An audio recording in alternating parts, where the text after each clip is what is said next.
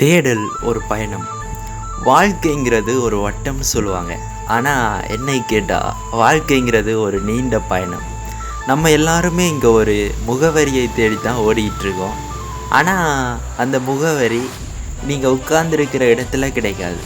நீங்கள் கிளம்புற அந்த ஒரு சின்ன அடியில் தான் உங்கள் வரலாறே ஆரம்பிக்குது.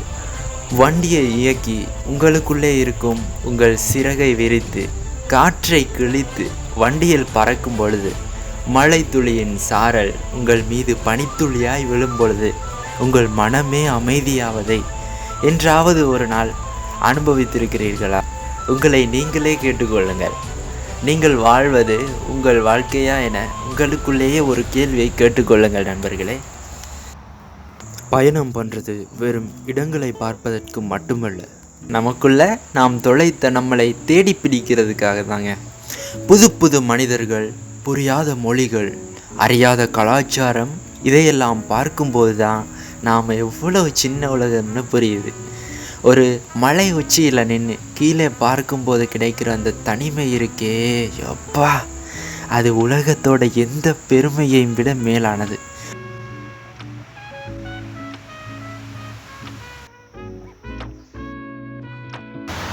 அங்கே பார்த்தீங்கன்னா வானம்லாம் நல்லா அழகாக தெரியுது.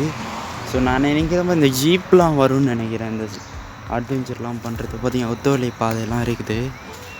ஸோ இப்படி தான் இருக்குது, இந்த காடு அழகாக தான் இருக்குது பார்த்தீங்களா. ஸோ நல்லா இருக்குங்க, வரணும்னு நினச்சேன், இந்த வந்துட்டேன். சினிமாட்டிக் ஷூட்லாம் எடுத்துகிட்டு போகலாங்க.